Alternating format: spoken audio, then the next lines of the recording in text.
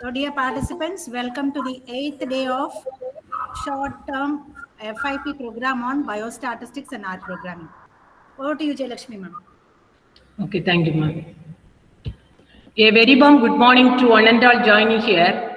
It's my pleasure to welcome all the participants. I so heartily welcomes you all on the behalf of DPT Star Scheme, Ratnavel Subramaniam College of Arts and Science, Sulur, Coimbatore. Organized Department of Biochemistry and Department of Mathematics welcomes new courses, 10 days faculty improvement program, online short-term course on biostatistics and R programming. Now I call upon Dr. P. Soleirani Madam, Associate Professor, Department of Mathematics, to give a recap of 7-day session. I welcome you, ma'am.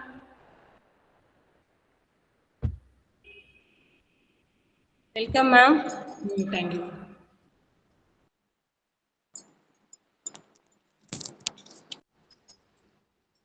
Good morning to one and all present here. Now, let me recap the section handled from the 9th August till date to 16th August.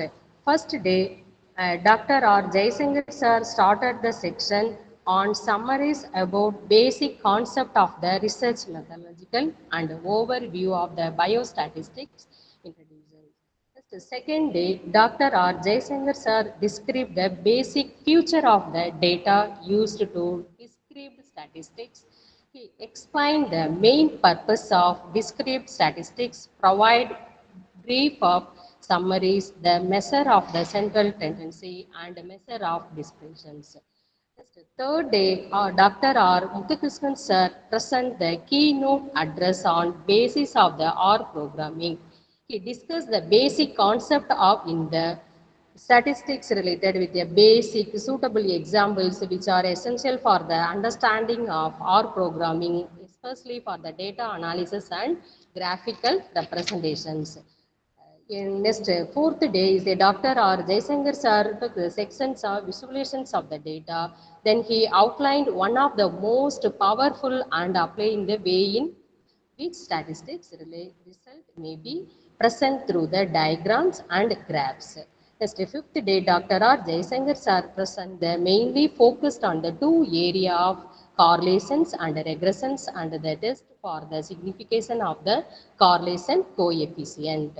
Next sixth day, Dr. R. Muthukrishnan sir present the keynotes address on the predict modeling, regressions and clarifications on the closure models which are essential for the understanding of R programming.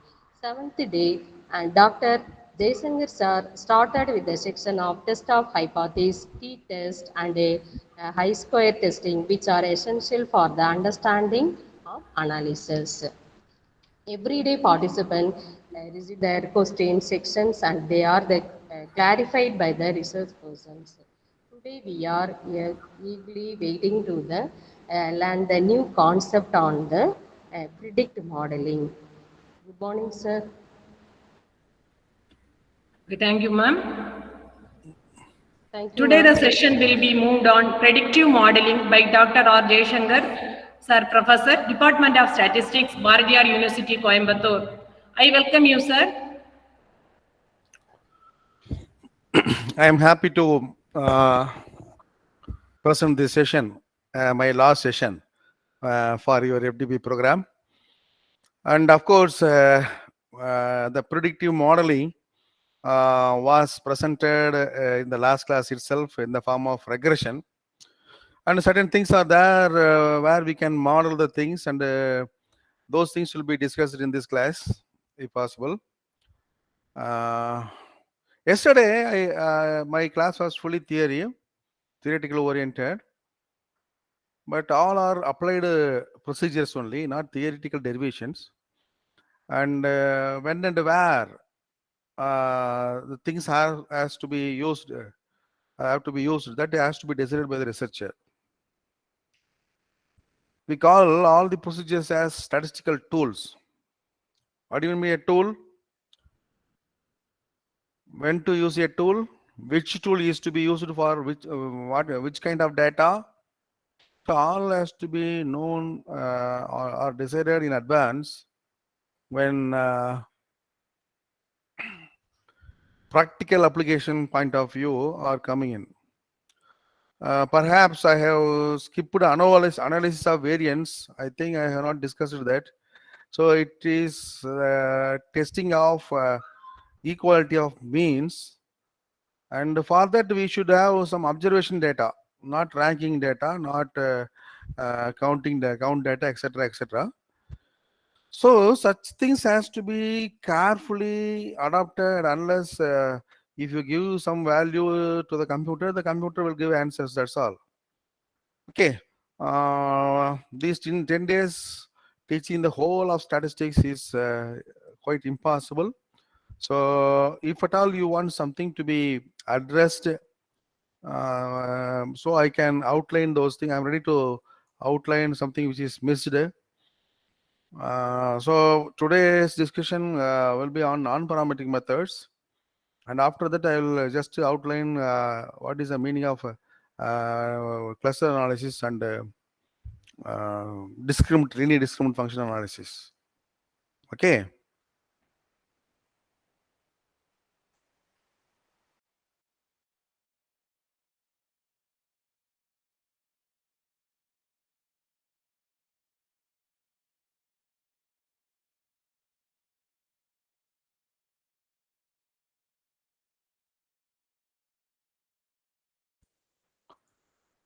So let me, even yesterday's class I told about non-parametric regression, non-parametric methods. But today's class I explore all those methods. My slides are visible? Hello? Yes, sir. Yes, sir, visible. Sir, you can Yeah. go for that is slideshow. Sir, Yes, yes. yeah, you can go for slideshow, sir, from the beginning, so that. No problem, no problem. I'll move it one by one. No. Yes, sir. Okay, okay. So I told you yesterday, there are certain things in statistics called non-parametric methods, which are rarely used by statisticians. Not only statistician, applied field. In statistics, we are developing the methodology. We coin the theoretical underpinnings of all the methodology, but when it comes to the part of application, these non-parametric methods are rarely used, but it is highly required when we have something to be applied for data other than say continuous or interval scale. Now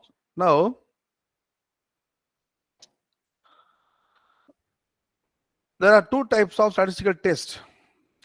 One is called the parametric test. I told you about a t-test, chi-square test, f-test, etc., etc. All the tests are having one basic assumption, some basic assumptions. So failure to use those assumptions may not be, the test may not be valid. For example, there are three assumptions. The data are normally distributed. The data show homogeneity of variance. The data are measurements on interval or ratio scale. So these are the main assumptions that are required for validity of any kind of parametric testing of hypothesis. Now,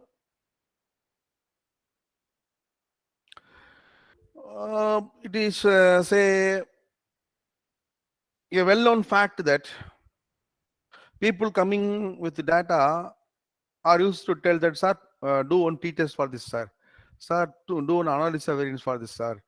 Please do one chi-square test for this, sir. Without noticing what it is, because they just follow particular researchers, what was done in the foreign countries. They want to replicate the same thing here in this environment. Therefore, they just used to tell us, do this test, to do that test, etc., etc. But that has to be decided by the experimenter according to the objective of your research. That is the main thing. So these things are to be tested to some extent. When we perform analysis of variance in computer, automatically a test called Bartlett test will come. What is the Bartlett test? Bartlett test tells you about the test for equality of variances. So here also, if that test is not valid, your analysis of variance problem is not valid. Or if you neglect or if the null hypothesis of the test is rejected, then the variances are not homogeneous. Then the analysis, whatever be the analysis, whether you can perform the analysis without any hurdle, but interpreting and the validity of the analysis itself is questionable. Like any test we are doing, statistical test also. So the test must be a validated one unless these assumptions are satisfied. So parametric tests are based upon mainly these three assumptions. What else? So another thing is called non-parametric test. What a non-parametric test? First one thing that any book is failed to inform. Number one, these tests are not used for testing the parameters. Testing simply the parameters. These are something different. It is here the assertion or guess is not about parameter but something else rather other than parameters, about median, about the distribution, about the randomness, etc., etc. So in the real life problem,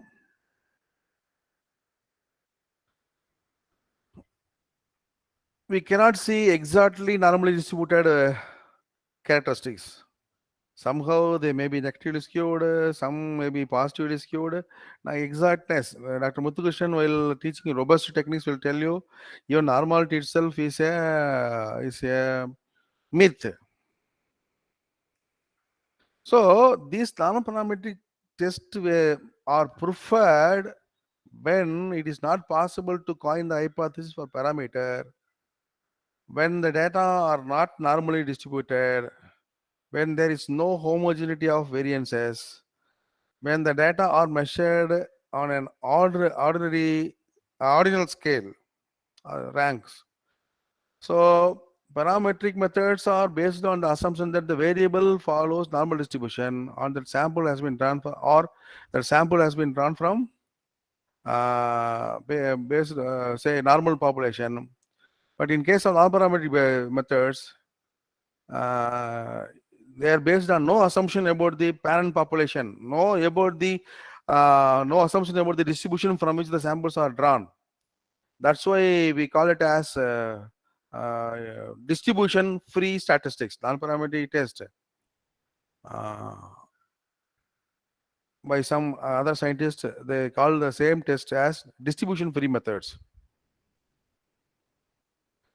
So like we test the same test as we did in parametric inference can also be done here. I'll explain you one by one later. In some cases, preferred problems are categorized as parametric and non-parametric test. Chi-square test is taken as parametric as well as non-parametric test. So this is coming under both parametric and non-parametric test measurements. Okay. So what are non-parametric tests? I told you not necessarily this is to be a test or method. When I taught you about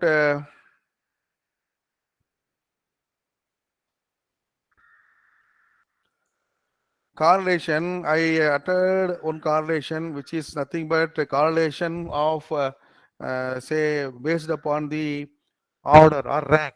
That is called rank correlation. It may be familiar to you, rank correlation. This rank correlation is one of the one example for the non-parametric procedures. I told you all the procedures, almost all the procedures which are familiar in parametric inferences can also be done with non-parametric testing or estimation, and therefore that we can prefer it. But researchers are rarely prefer them. One second.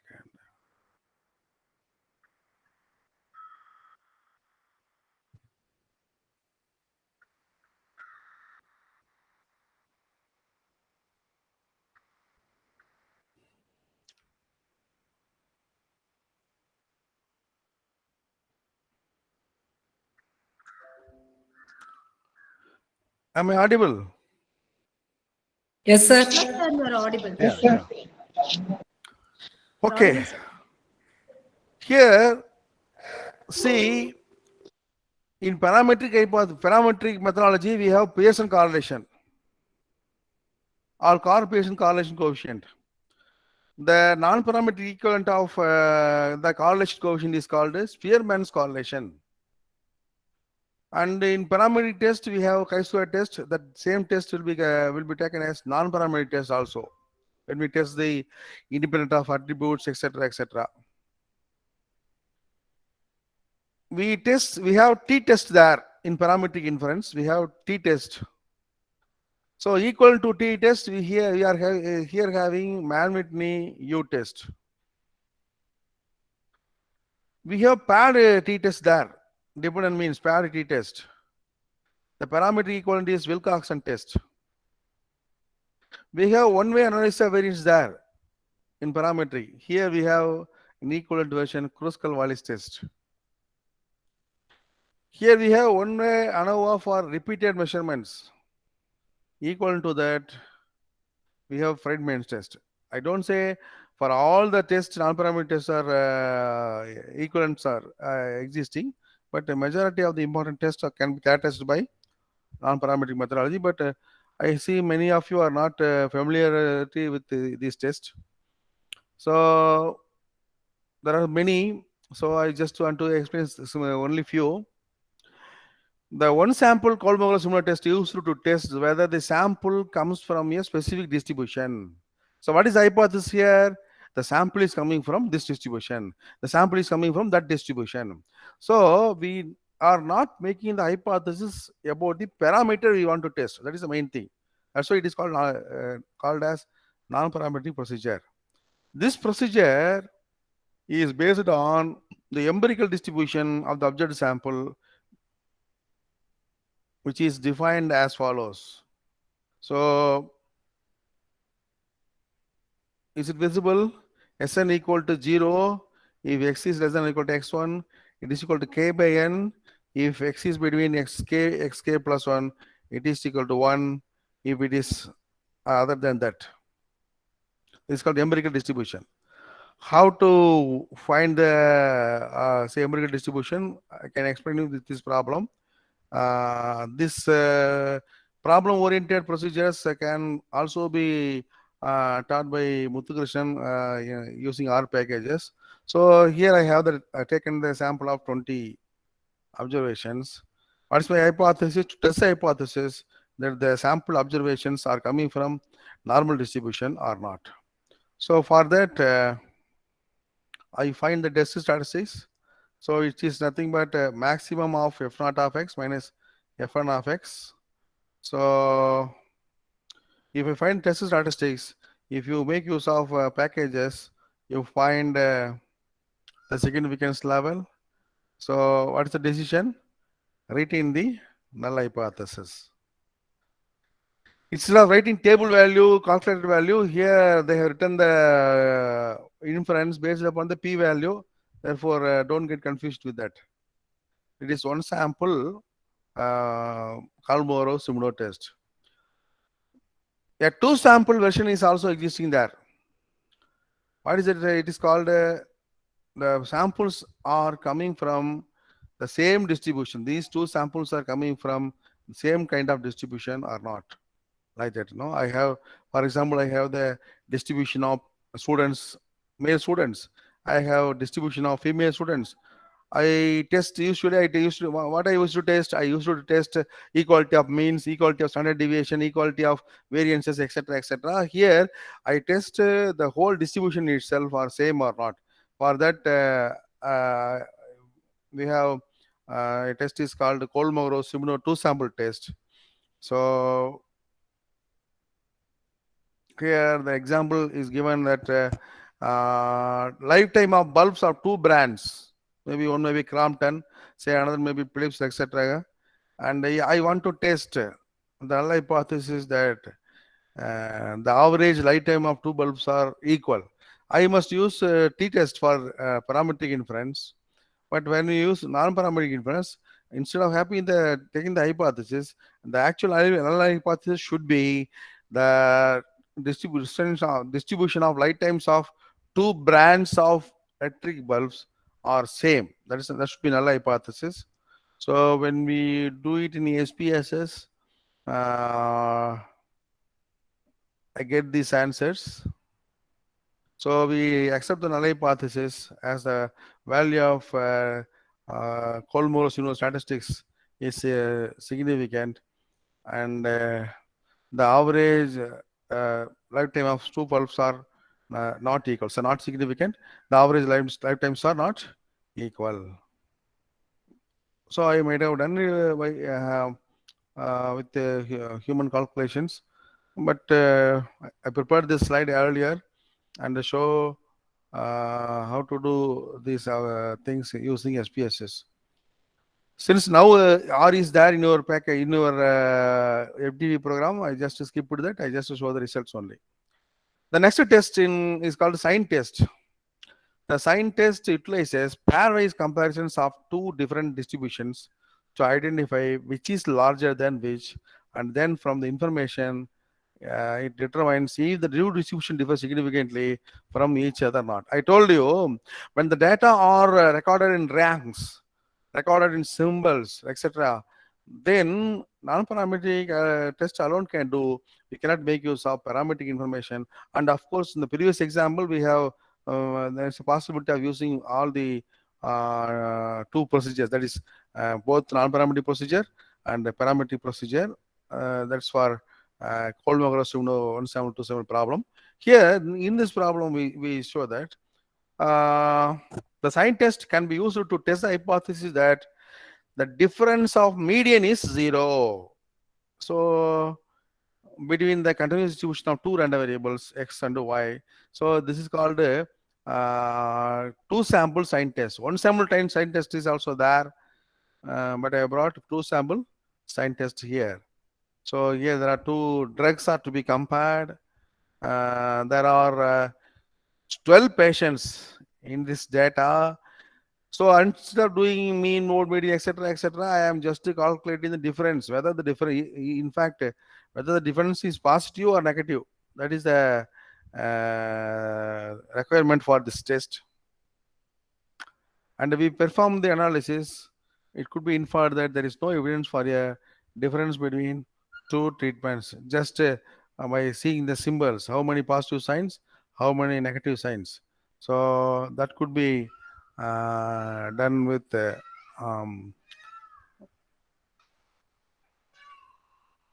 SPSS package.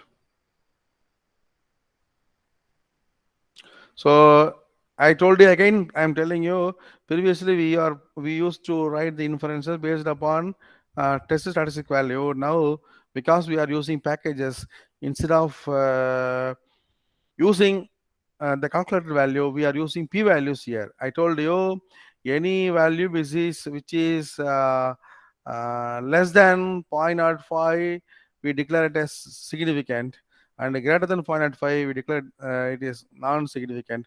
Therefore, we here in this case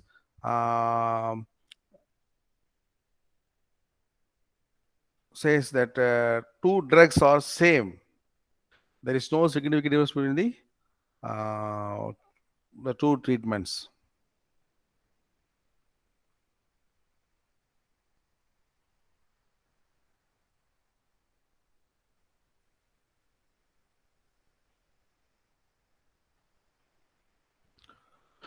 Another test is there, which is called the Wilcoxon signed rank test. The Wilcoxon test refers to either rank sum test or the signed rank test is a non-parametric test that compares two paired groups. The test essentially calculates the difference between the set of pairs and analyzes the differences. The Wilcoxon rank sum test can be used to test the null hypothesis that the two populations have the same continuous distribution. So the Wilcoxon signed rank test assumes that there is information in magnitudes, that is values and the signs of the differences between paired observations. I told you this may be treated as an alternative to paired t-test. So what are the assumptions which are required? The sample is random, the variable is continuous, the population is similarly distributed about mean mu, the measurement scale is at least interval. So here one example, the children are given treatments, some treatment for autism. So before treatment, they measure the scores. What is that scores? Repetitive behavior score. And there are 8 children. They have noticed for that repetitive behavior before and after giving the treatment.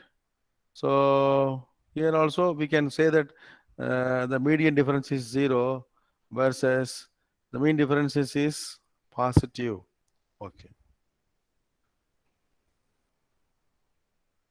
Positive means what? There is a positive effect due to the treatment. Okay. Of course, alpha is just mentioned here, not included in the hypothesis, just for alpha. Okay.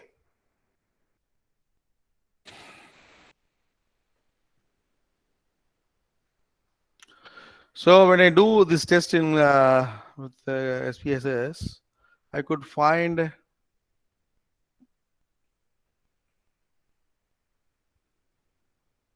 the hypothesis H0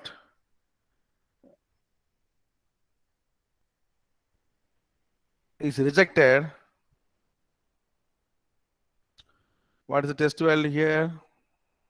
Before and after treatment.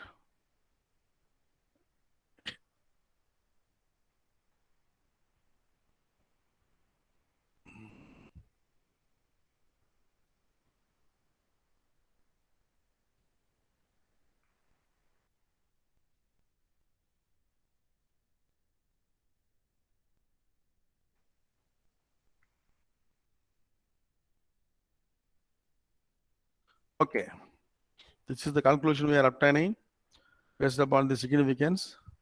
I think significance level is less than 0.05 here. Therefore, we can say that the difference is significant, and in depth we can say that the treatment has positive effect in controlling the repetitive behavior of autism patients, autism affected children. Okay. Another test is called Mann-Whitney U test. Mann-Whitney U test. I encourage all the research scholars and the teachers to make use of non-parametric methods, as they are not requiring any assumption about the base distribution or the distribution from the samples are drawn. Therefore, you are free to use this methodology, which is also a validated one. Now, Mann-Whitney U test. So it is used for comparing two independent random samples. Okay. So the test statistics is given by N1, N2 like that,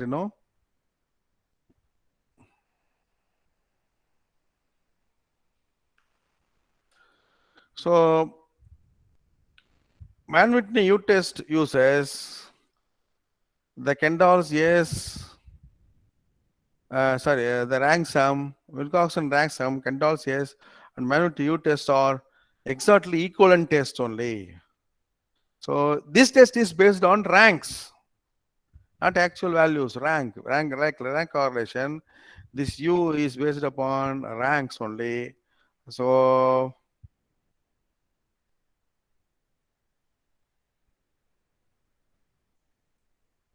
these are the assumptions occurred for this using the test. Here is an example of midterm examination of students who are randomly selected for final examination. And I want to test whether midterm, midterm scores are equal to final scores, final semester scores, or the distribution of like what we have made in our Coleman unit test. Here also we make the same say hypothesis that H naught is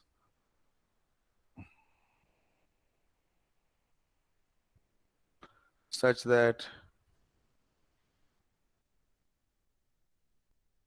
f of x, that is the distribution of x, is exactly same as the distribution of y.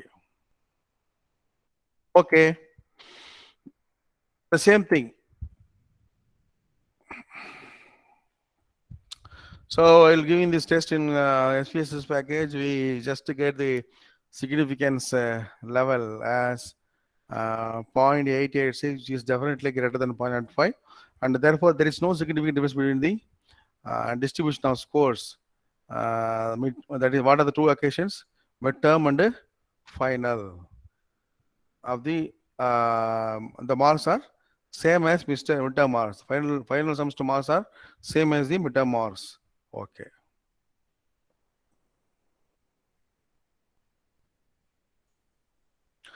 There are certain other tests are also there.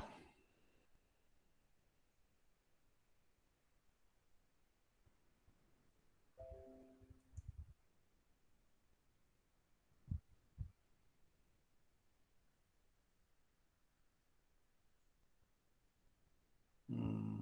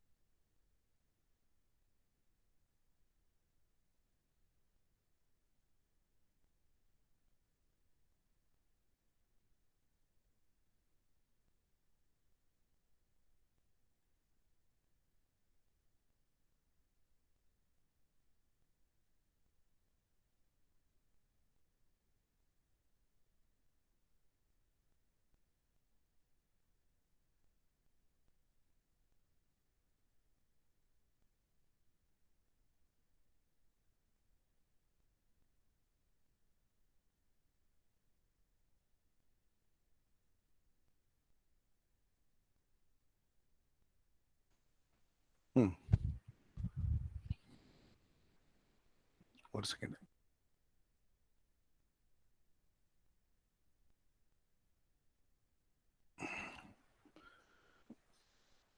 So I would like to show some other tests, Uh,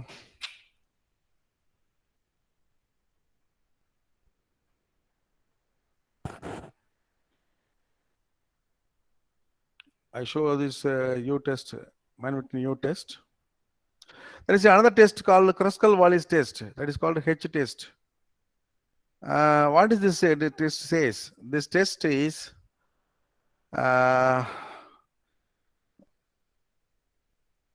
used for testing the equality of more than two samples. Unlike U test, here we can make use of more than two samples. This test may be considered equivalent to analysis of variance one-way classification. Okay.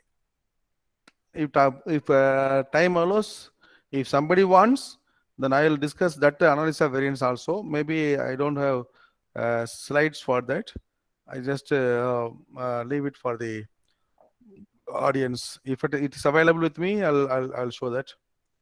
So what is that? It is used to test the null hypothesis that the independent samples come from the population with equal medians. Here, remember, we are not testing any mean. If it is mean, that we have to go for analysis of variance. Here we are testing only the medians. Okay.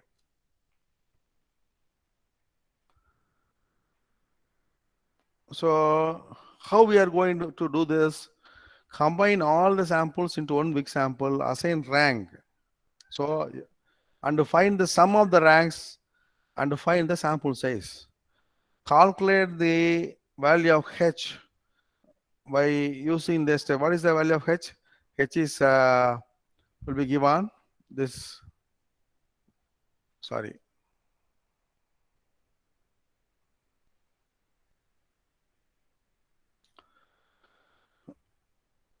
So an example for small sample, here the sample 1, sample 2, sample 3 are given. And here is another example that for large sample, 3 different age groups are to be compared with reference to vitamin B2 levels. So the example that explained is for large samples. So based upon the value of H, we determine whether accept or not, or reject the null hypothesis that all the samples are coming from same population or not. Okay.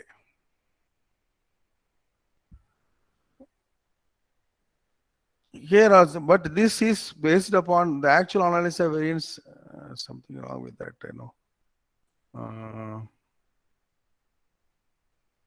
The actual analysis of variance is based upon the ranks. Actual values. But this analysis of variance is based upon ranks rather than actual values. And the equivalent to two-way analysis, there is a test called the Friedman two-way analysis of variance. This test tells you there is a possibility of having two hypotheses here. So the treatments all have identical effects. So here also something wrong with that equation here. It fails to show properly. Okay. So I just like in the previous thing, I just find the ranks for all the measurements, like a Kruskal-Wallis test. I combine all the samples and I order them and give them ranks. And instead of putting magnitude, I put ranks for them. And I test the hypothesis. For example, 4 scientists are having a validity test on 4 type of medical equipments. 4 type of medical, for example, 4 type of 4 brands of machines which are available for measuring oxygen saturation. So I want to test whether all the scientists are same in their decision, or all the brands are same. 2 hypotheses can be tested. So in such cases, based upon the ranks, I can perform Friedman test, Friedman analysis of variance test. So here is that example, therapist ABC, and then here is the say simulator. A physical therapist conducted a study to compare 3 models of low volt electrical simulators. 9 other physical therapists were asked to rank the stimulators in order in the order of their preference. So rank 1 means first preference, rank 2 is second preference. So this is the data we have. So I can take as said both hypotheses. Now there are a lot of statistics procedures which are non-parametric, which are available. Those things are summarized in this table. When we have categorical or nominal, what should be used? When we have rank or ordinal, what should be used? When the data is in interval or ratio, I can use parametric procedures. This is the simple, but there are so many tests which are available, but this is a simple explanation of what should be used when we have different types of data based upon different types of scales. Right. You may ask the question that, sir, you told that non-parametric equivalence, parametric equivalence as non-parametric equals to the parametric methods are available. Instead of comparison of just a mean through t-test, I can make use of manual u-test like that, you said, but which is to be preferred? Number one, when you are ready to test all the underlying hypotheses, then parametric hypothesis, parametric tests are valid. So here the advantages of non-parametric test. Probability statements obtained from most non-parametric statistics are exact probabilities, regardless of the shape of the population distribution from which the sample is drawn. So, if the sample size small less than 60 is equal to 6 are used, there is no alternative to using the non-parametric test. So, treat samples made up of observations from different populations. For example, I told you on the other thing, if the variances are not equal, analysis of variance cannot be used. So I can prefer making use of Kruskal-Wallis test or what I say that Friedman-ANOVA test.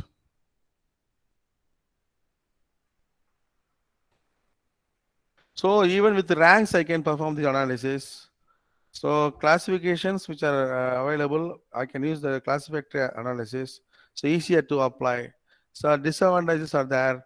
So losing precision and low power, false sense of security, maybe lack of software, testing the distributions only, high order interactions not dealt with.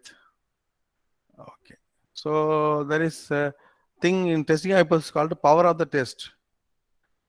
So the power of the test can also be available for non-parametric methods, but is less straightforward, which requires Monte Carlo simulation methods.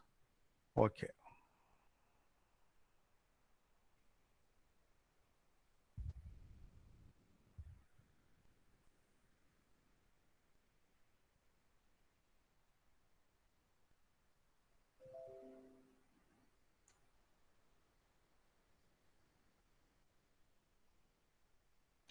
In my explanation, that chi-square test for independence of attributes also there is also there.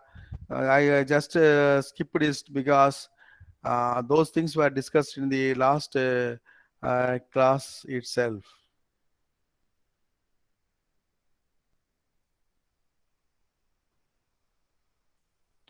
So if there is any queries regarding non-parametric test, please ask me. Otherwise, we'll go to the next topic.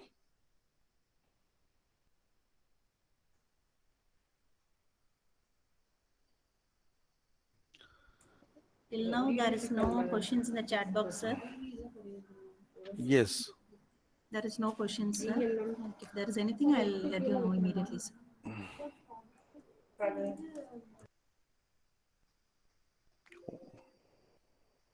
One second. If any queries, you can post in the chat box. Participants, if there are any queries, you can post your questions in the chat box.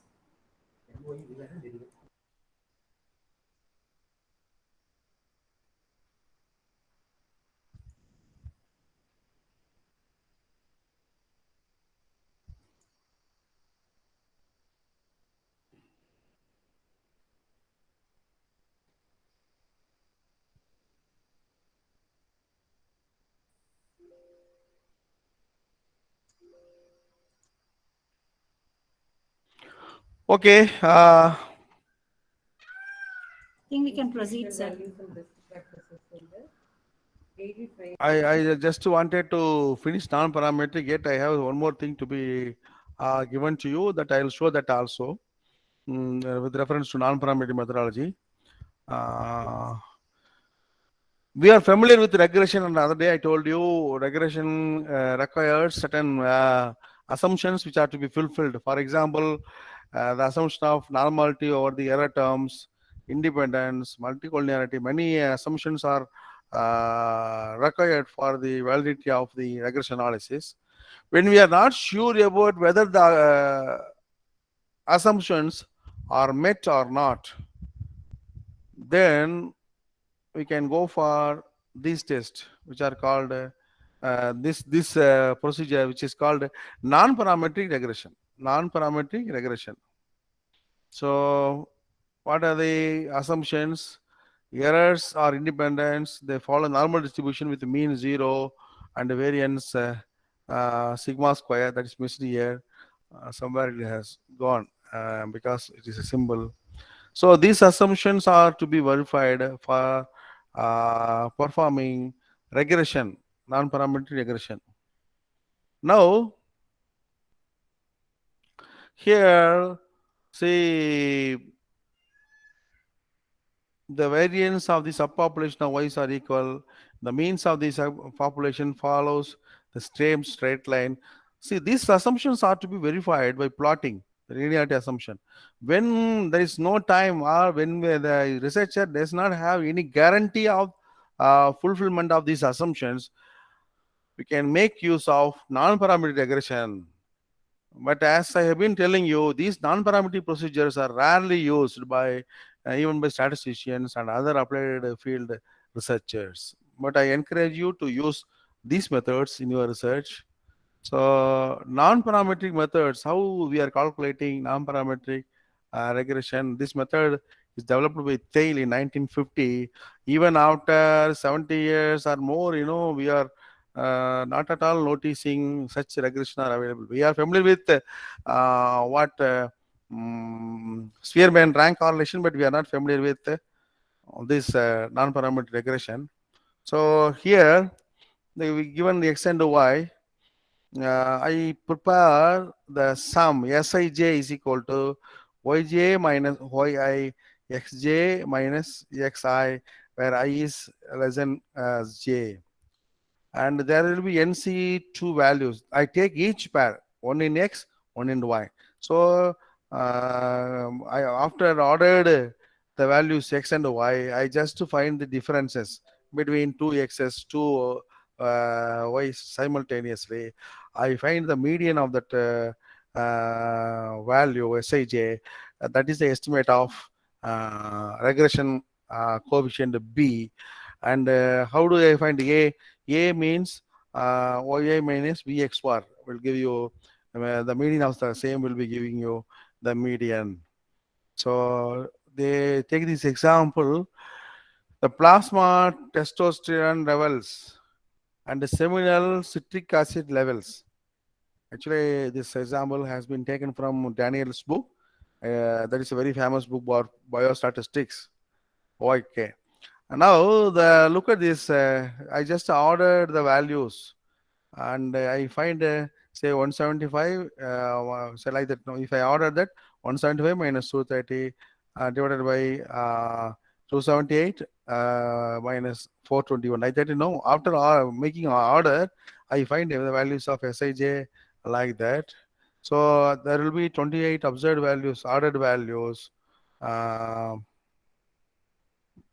I find the median of the ordered values and to find the estimator of beta cap, so which is nothing but 51.5367. 51.5367. Here it is 5267. It is here only.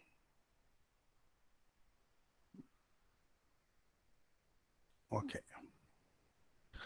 Now I can find or I can estimate the value of A also. So if you are willing to assume that the distribution of error terms is symmetric, if you are willing to make assumption about the symmetry, the estimate equation is this. If it is not so, the estimation equation is this. So this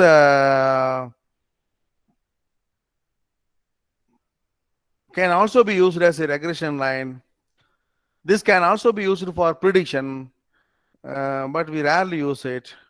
I just want to show such technique is available with reference to regression.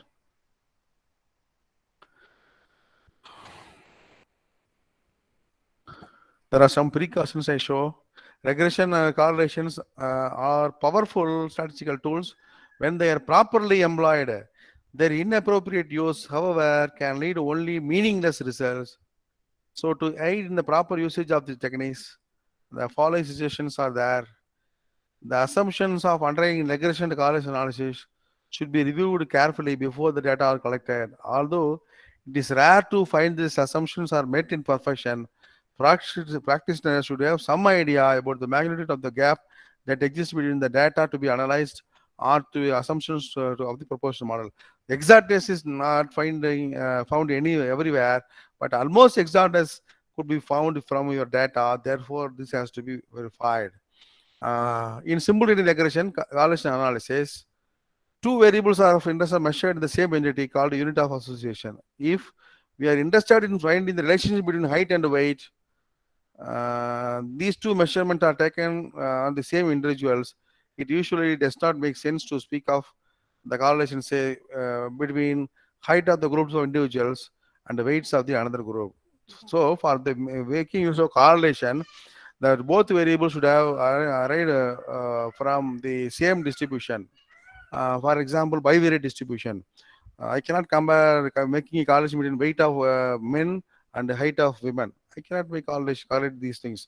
But if I have the two variables that all together, height and weight of people, so then or males only, I can have a correlation measure. No matter how strong is the indication of the relationship between two variables, it should be interpreted as one of the cause and the effect.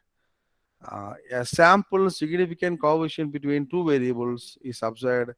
It can mean one of the several things. That is, if there is correlation, it means what? X causes Y, Y causes X. Or thirdly, either directly or indirectly, the third factor causes both X and Y. These are the three interpretations which can be given for a positive or negatively significantly correlated two variables. So, an unlikely event has occurred and large sample correlation coefficient has been generated by chance. So, even the chance factor, the correlation coefficient can be significant even by chance. Therefore, in such case, I told you on the other class, it is purely nonsense or nonsensical correlation. Now,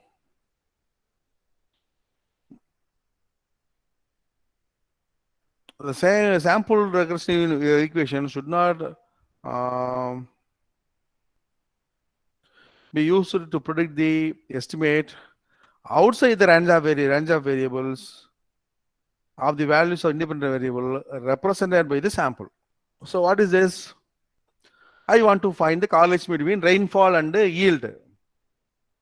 So when the rainfall increases, yield will also increases. When rainfall decreases, yield will also decreases. Can I predict, say for example, for 100 centimeters of rainfall will give you more, yield? If there is more rain, flood will be there, then complete crop will be destroyed. Therefore, there is a range for your prediction. That is the main thing that one has to be noticed. If I take a paracetamol 400 milligrams and get relieved of my fever in 6 hours, I may have some increase in the paracetamol amount, not like 1 kilogram of paracetamol. So there is some range. In statistics, there is a subject called bioassays, or in clinical trials also, there is a measurement called maximum tolerated dosage. So I just stick on that and increase accordingly, increase the value of the Y accordingly. I say, okay. If the sample by chance is drawn from the interval where the relationship is linear, we have only a limited representation of the population, and to project the sample results beyond the interval represented by the sample may lead to false conclusions. Okay, these are the things. Though this is not directly connected with non-parametric procedure, I just want to explain these things. And I encourage you to make use of, particularly when we have behavioral sciences, psychology. So such management, for that, measuring the variables is rarely available. They have ranks, they have nominal data, for example, customer preferences like that, So instead of using, if you give ranks to any parametric procedures, they give the answer, but it is not good. It is not validated. For that, you must make use of non-parametric procedures only. That has to be uh, taken care while you are doing analysis of your research. I stop you while here, and if you have any thing to be asked with reference to these non-parametric methods, I'm ready to explain those things. Otherwise, I'll move on to cluster analysis. That is not at all connected with this non-parametric. I just want to have a gist of this concept, like cluster analysis and discriminant analysis.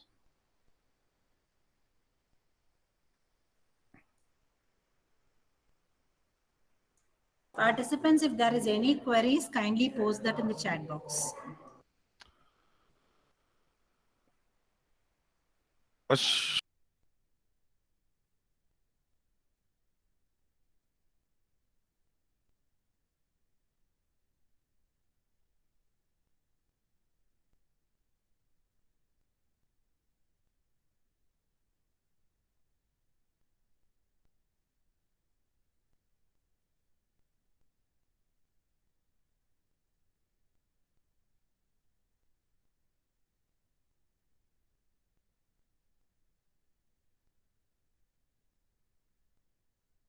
Indu ma'am? Yes, ma'am. Yeah, there is any queries? No queries are there. No, Still no question queries, ma'am.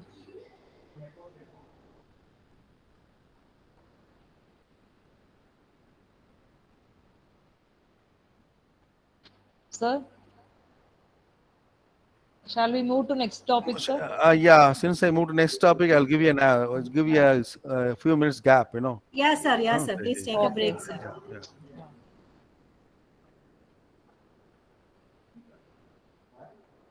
Yeah. As I usually said, the programs of this type are mainly looking upon whether the attendance is coming or not.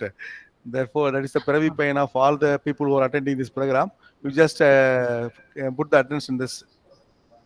Yes, sir. Okay, we'll take it, sir. So, participants, the attendance link is being posted in the chat box. So, kindly click on the link and do it.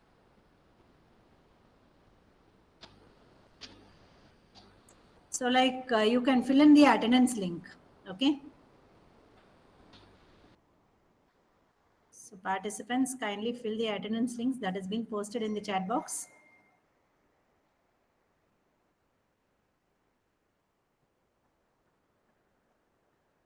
So, there will be an assessment on the 10th day. So, that has to be, so it is mandatory that everybody should take the test that will be given on the 10th day. So, once the session is over, so a Google form will be sent to you. So, you have to take up that test. Okay.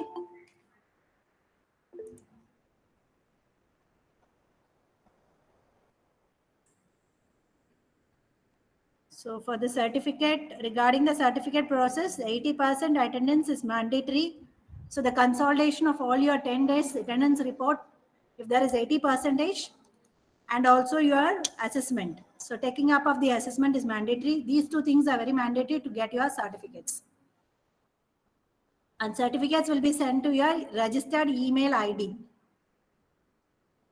So the final day feedback is very essential.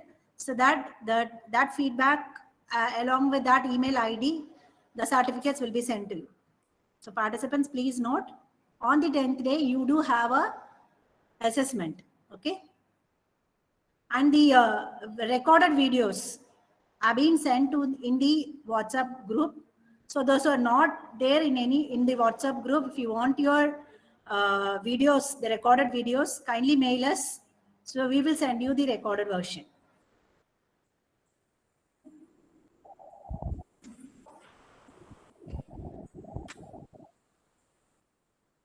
Participants, if there is any queries, you can post that in the chat box. So we will start the session shortly.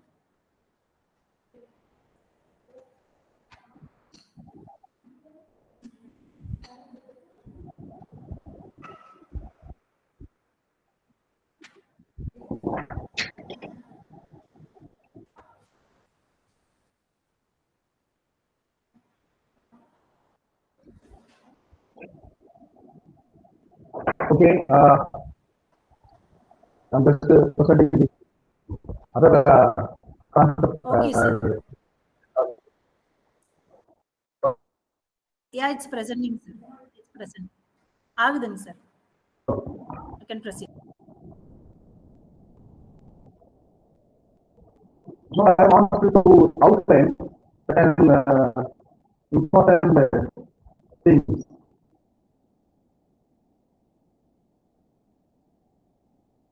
Or important techniques. Which are learning. Sir, unga voice konja break agudang, sir. Hello? Sir, unga voice konja break. Yeah, sir. Yeah, sir. Unga voice konja break varudang, sir. Okay. You are not so. Yes, can you hear me? Okay, okay. No, sir. There is some disturbance in the voice, sir. Indu ma'am, is it the same with you? Sir, Yes, ma'am. Yes, ma'am. And the clarity links, sir, Okay, voice.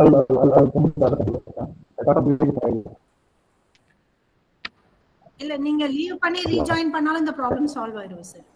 Can try.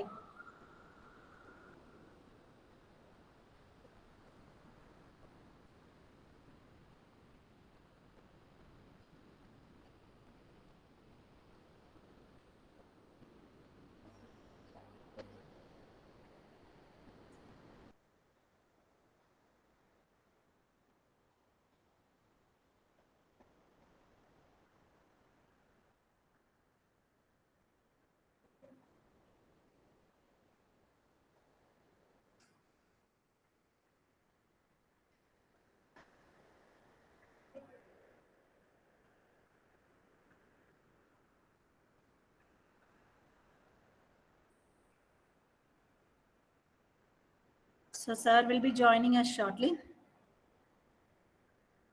For the participants, in a small announcement, the attendance link is there in the chat box.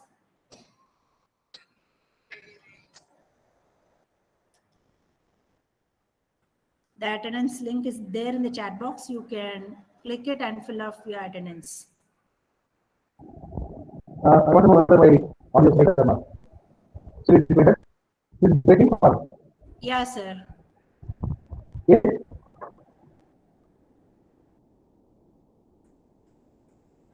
Sir? What is breaking or okay? No, sir. In a break, sir.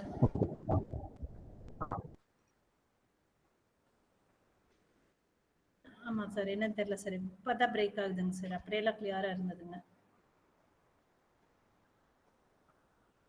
Hindu ma'am. Ma'am அப்படியே தான் ma'am இருக்கு.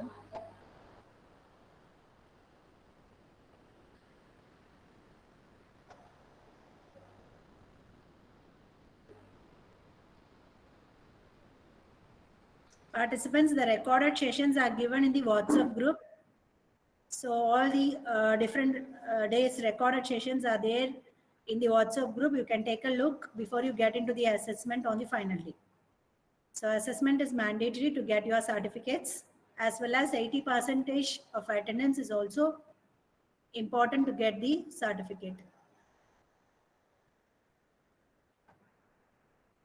So any queries you can post in the chat box.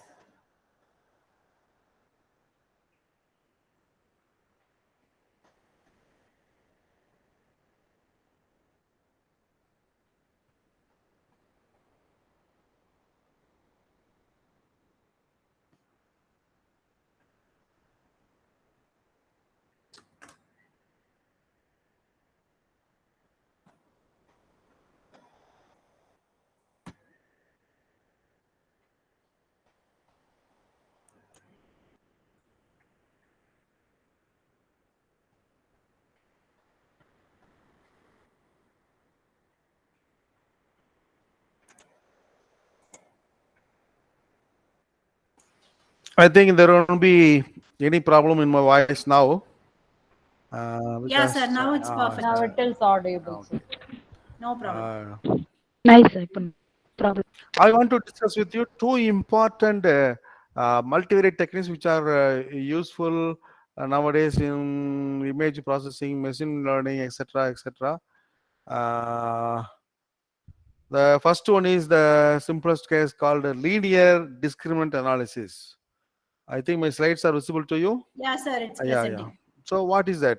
I just simply say the concepts because they are multivariate. The problems could be only done with the use of computers effectively. Therefore, sir will be discussing about this in detail by giving some problem. Okay. What is the discriminant analysis? Simply, I can say that it is the process of finding a line of discrimination while a set of observations are given to you. So, if you find a line of discrimination, we people in India are famous for discrimination. What is the discrimination? Often agitated by so many people, caste discrimination, color discrimination. In foreign countries, they have color discrimination, discriminating a fellow as rich or poor, discriminating a fellow as rude or quiet. So this discrimination analysis is nowadays found to be more useful. Even I have heard some for making a decision whether about a person whether he or she is a criminal or convicted fellows actually the culprit or not, even for say in for the judgment purpose, they are making use of this discriminant analysis not in simple sense but due to by developing some advanced softwares to in artificial and also by incorporating artificial intelligence techniques. They used to say refer the machines to decide whether a person is the actual culprit or not. So to that extent, science development of science became familiar nowadays. But we're looking in philosophical view, people are becoming machines, and machines are expected to behave like people. That is the uh, concept of today. Now, what we are doing in dispute analysis, it is a technique for analyzing the data when the criterion or dependent variable is categorical and the predictor or independent variables are interval in nature. This technique is used to discriminate uh, between two or more mutually exclusive and exhaustive groups.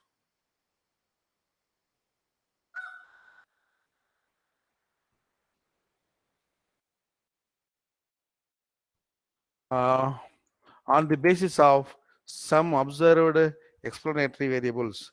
Explanatory variables means what? Independent variables which we have chosen. So there are two kinds. One is linear discriminant analysis.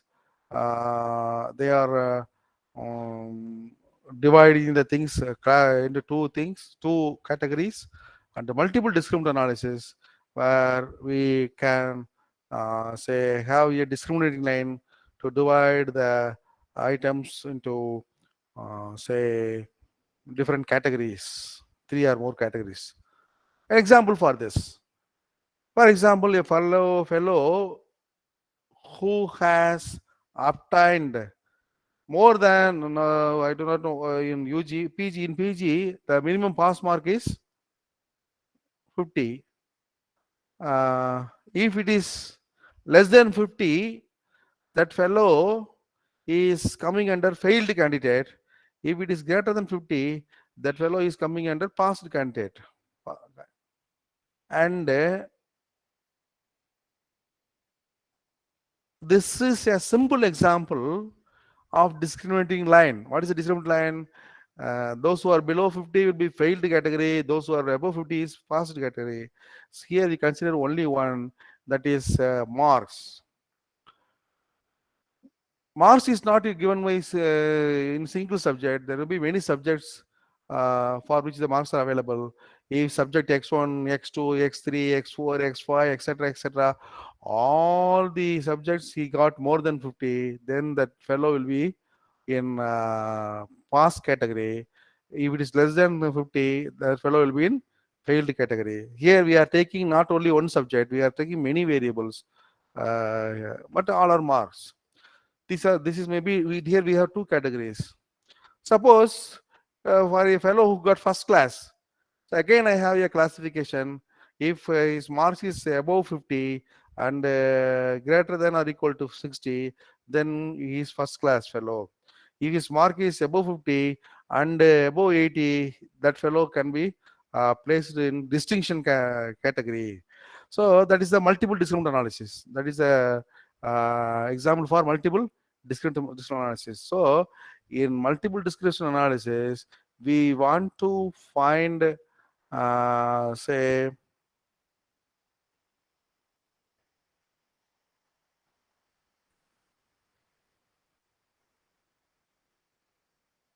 a line to distinguish whether the particular fellow he comes under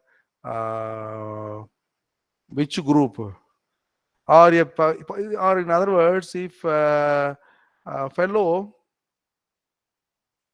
something wrong with my,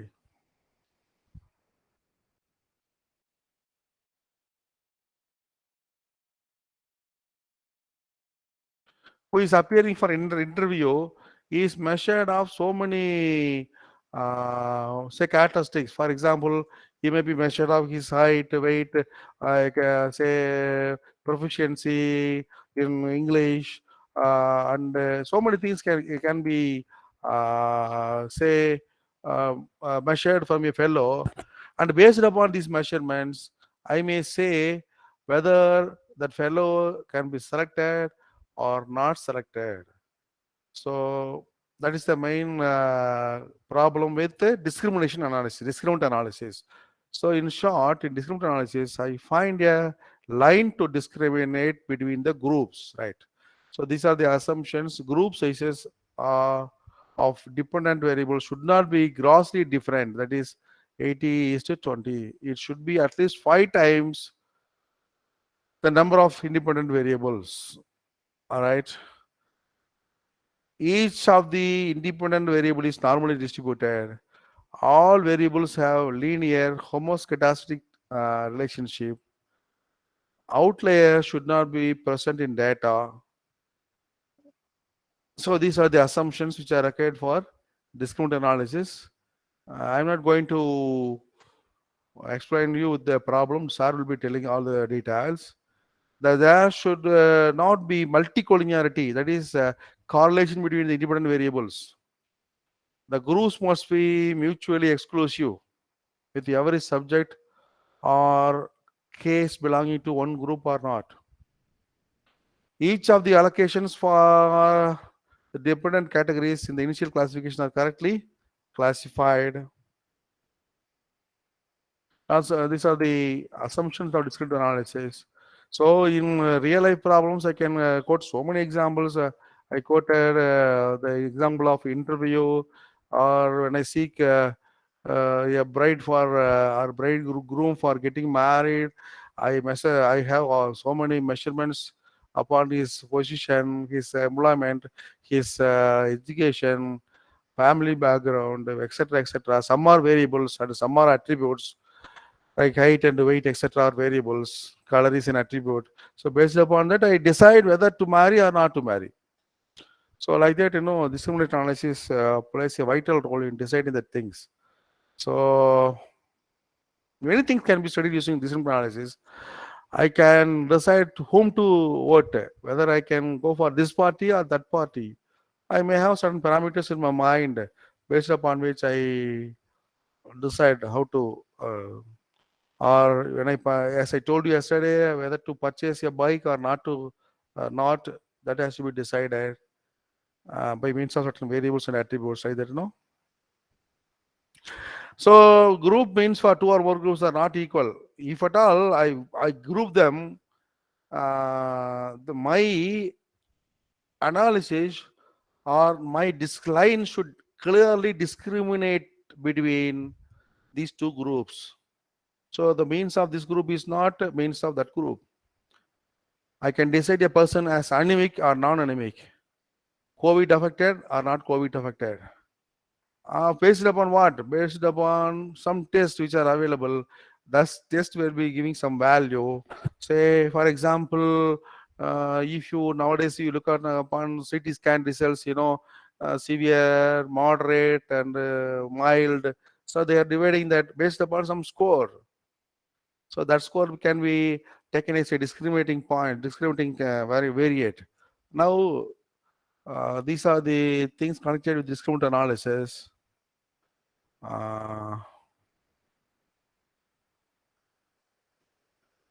So these things are not deeply required for you.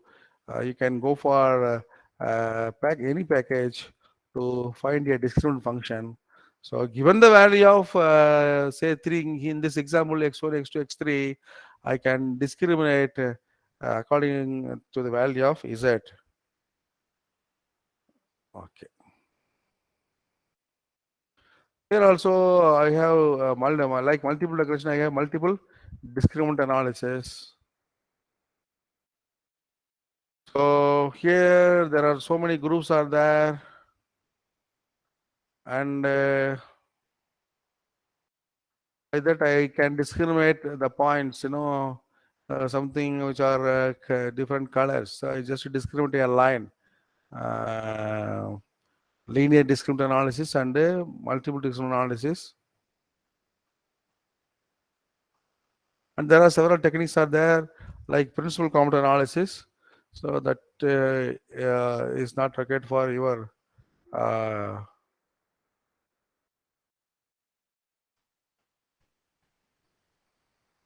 level.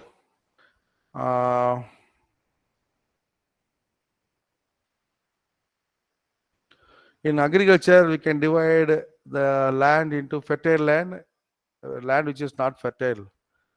So a crop high yielding variety or low yielding variety, a crop of short duration or long duration, all require a specific decision making equation or value based upon which we can have a discrimination.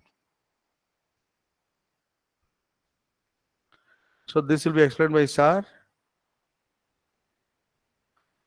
by making use of R programming. Any questions?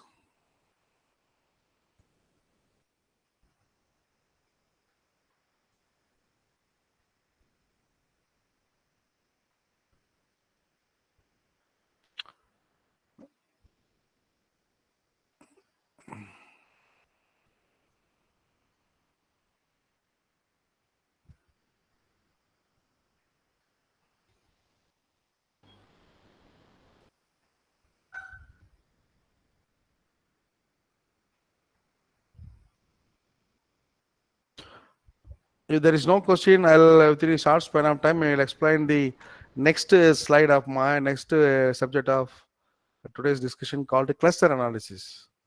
All these things are not cannot be done with calculator alone. We require computer packages. I just want to explore the concepts only, not the things in detail. So what is cluster analysis? So in discriminant analysis, we are discriminating a character, a person or an object, whether it belongs to this group or that group. So coming item or object is measured. For example, production from a factory is say coming for inspection. I can categorize whether it is okay or defective, non-defective or defective. So every coming item can be classified by making use of discriminating line. Here, cluster analysis also such a classification technique. This is somewhat different from we have seen all the previous discriminant analysis. In what way? Cluster analysis, discrimination analysis forms a line, whereas cluster analysis forms a group or class which can divide the objects which are already existing into various clusters or classes based upon certain characteristics they possess. That is called the classification, it's a cluster analysis. For cluster, what is the mean by cluster analysis? So we are going to market, for example, we purchase vegetables. We are not having a separate bag for each vegetable. We purchase tomato, brinjal, chili, potato, tomato, etc., all put together in a bag. After coming home, what we are doing it, we are classifying the items, vegetables, into various groups. One group is all the things belonging to only one group, vegetables.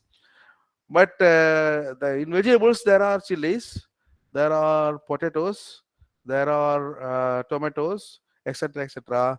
If you group them, this is called a cluster analysis. Notice the difference. There, every new item coming is classified into different categories. Here, the items which are already existing is classified. So that is similar objects form a cluster. Similar objects form a cluster. But when we think about a group observation, each individual is different. Each individual observation has its own, say, group. For example, if in a class, for example, if you consider the people who are attending here, I can classify them as males or females, or I can classify them in males, how many are belong to pure science, how many are belongs to computer science, etc. Or I may divide PG department, UG department, etc. Or I may divide them into people belong to RDS college or people belong to some other college. So this is the possibility of, this is the thing, say, which is required for the cluster analysis, system cluster analysis. Many examples can be quoted. Nowadays giant ships are going for catching fishes in the say sea, and after catching all the fishes, the fishes are put into say like a say huge gathering, and the thing is I have to classify the fishes into so many varieties. That should be done by cluster analysis. Okay, how we cluster it? In the example which I told you from vegetables, so the cluster analysis is based on certain characteristics or certain measurements. Measurements we take, for example, similarity or say distance measures. So this factor analysis is not there, therefore forget about that. So in cluster analysis, in distributed analysis, we know how many groups are to be formed. Here in cluster analysis, we do not know how many groups will be available after segregating the things into grouping the things. So what is the usage? I can decide what kind of therapy has to be given if I cluster the patients coming for treatment. What kind of treatment has to be given? That has to be, so if a fellow comes with some mental problem, he has to be classified accordingly, serious or mild, and I can decide the type of treatment which I can give. So in biology, I can find the group of genes that have similar functions. For information, I can say how to cluster. Say if I give you cinema, I take all the cinema and then I have to further classify them for Tamil cinema or English cinema, etc., etc. So that can be used there. Climate, I can find the area which are having similar pattern of atmosphere, like weather, etc., temperature. So like that, I can classify the uh, uh, places. In taxonomy, I can classify the animals and the plants into various families. I can group the plots in agriculture, similar to fertility. I can classify the cows having same lactation period. So I can classify the people to according to the socio-economic conditions. I may classify the people according to their buying habits.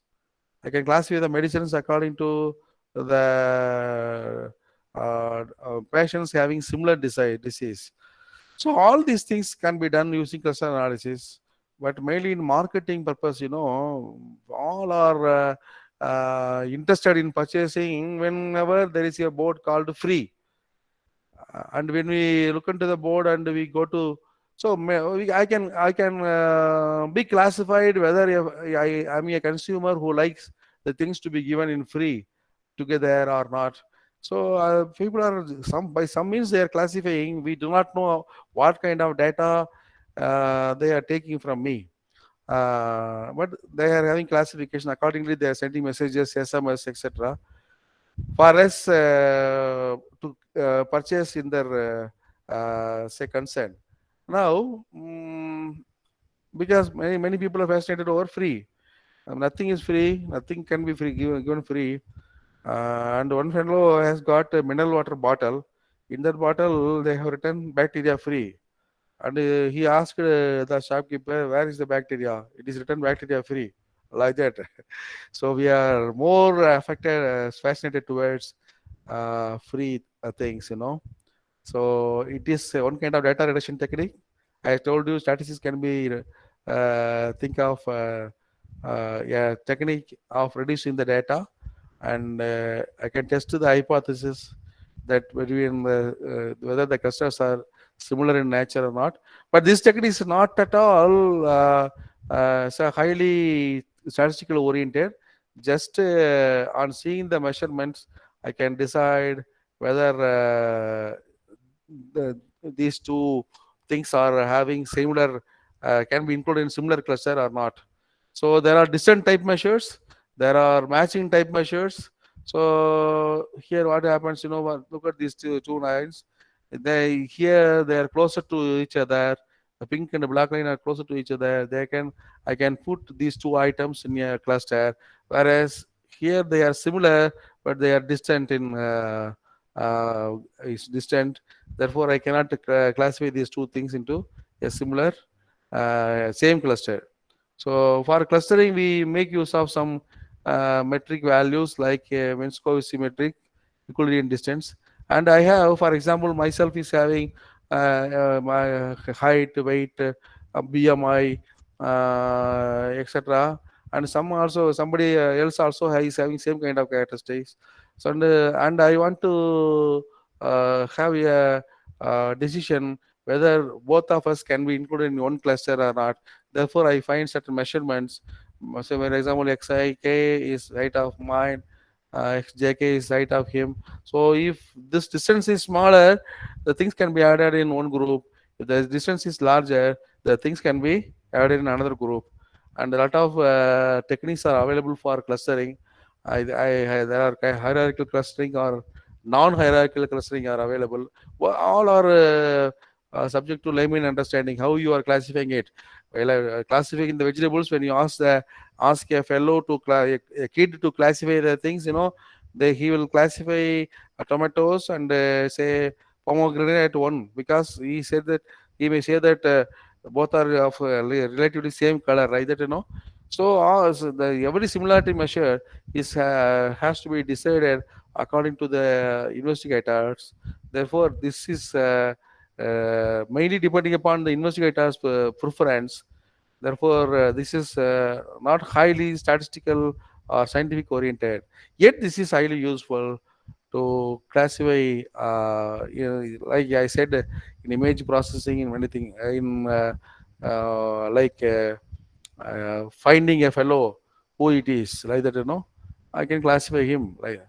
So I can classify according to the people, according to income, middle income, low income, high income group, like that. Accordingly, I can issue ration cards. So for all the purpose, this classification is required, though it is the not highly statistical oriented thing. I think I have prepared so many things, and all are based upon the statistical software to be used. Therefore, I leave the application of such things to Dr. R. Muthukrishnan. Thank you very much for listening my lecture carefully. This is my first experience in which I uh, came through all the statistical problems. I do not know whether I have covered fully or not. I do not know up to which point I am reaching to your understanding. Yet, for my mind, I have done my job satisfactorily. Thank you very much. If there are any queries, ask me. Dear participants, kindly ask your queries.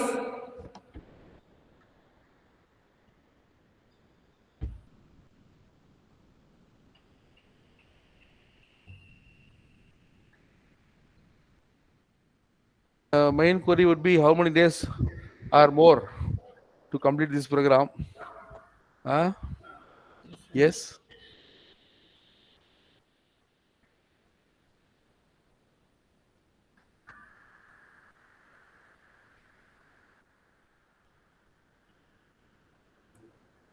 Sir, I have a query, sir. Sir. Happy? I'm happy. Tell you. Yes, sir. Sir, like extracting the biological data. For example, if I want to work on some COVID factors regarding a particular unit from Sulu sector or from Vadavali, somewhere like that. So if I want to extract the data, sir, what type of data extraction things I can use, sir? So real-time data, if I want to work and I want to give some hypothesis modeling, like this is the symptoms in this particular area, like that. So what type of thing I can use, sir, for What extracting the type data? of data extraction means I can get the data directly from the government portal. What is there to extract? We are not competent enough So to measure. will it be 100%? Sir, will it That be cannot be. 100% correct, sir? That cannot be guaranteed. Yet we have to depend upon that. We cannot. We are not having any. We cannot have a private concern which can make studies with crores and crores of rupees. So we have to depend upon the government record, which is only authenticated. Even I did some analysis. I sent to that paper for SCA journal. They asked the same query. The number of deaths that you have shown in your paper may be wrong. It may be higher than what you have shown. Then what is my reply? Whatever it may be, I have to depend upon the government records. So as far the things are concerned, that is the right thing which has to be taken to granted. Therefore, I cannot make a separate study over Tamil Nadu for my research and count the number of fellows or getting the data from individuals. It is not possible because I am not competent enough in medicine. I have to take every record from the government only.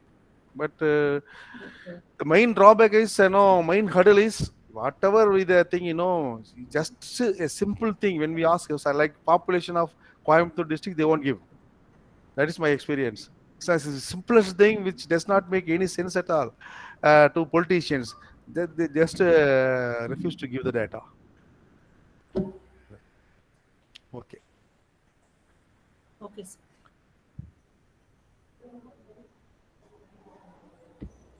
So like, Thank you, go sir. to you, Jayalakshmi ma'am. Okay, sir. Okay, madam. My heartily welcome to Mrs. D. Parvadavartini, Assistant Professor, Department of Biochemistry, to give the vote of thanks. I welcome you, madam. Thank you, ma'am. Thank you. A very good afternoon to one and all present over. It's my privilege to propose a vote of thanks and acknowledge the contribution of those who worked hard to make this FIP success each and every day. I, on behalf of the management and the entire fraternity of the Institute, first of all, my sincere thanks to Almighty God for making today's event grand success. I, on behalf of the Department of Biochemistry and the Department of Mathematics, thank the management, Principal Dr. T. Shivkumar Sir, Vice Principal Dr. Ayapada Sir, Staff College Coordinator Dr. S. Dhanapalan Sir for giving permission to conduct the FIP. A special thanks to Dr. S. C. Paniswamy Sir and Mrs. Shamina Ma'am and V. Indumati Ma'am for arranging this 10 days FIP on statistics and R programming, which is the most needed topic for the researchers. I, on behalf of the management and the entire fraternity, give a heartfelt vote of thanks to our chief guest, Dr. Raj Jaishankar, Professor, Department of Statistics, Padya University, for sharing his valuable knowledge on biostatistics. Really, we had an eye-opening session, sir. Thank you for that. A sincere thanks to all the participants who are patiently moving with us and for providing support to run the FIP success smooth. I thank all the technical people and the media people for the wonderful cooperation. Thank you all once again. Thank you, madam. Thank you, sir. Okay, thank you. I'm leaving Thank now. Thank you very much. Dear professors, kindly fill the 8th day attendance and feedback link. So please to participate tomorrow session will with the same meeting ID. Thank you.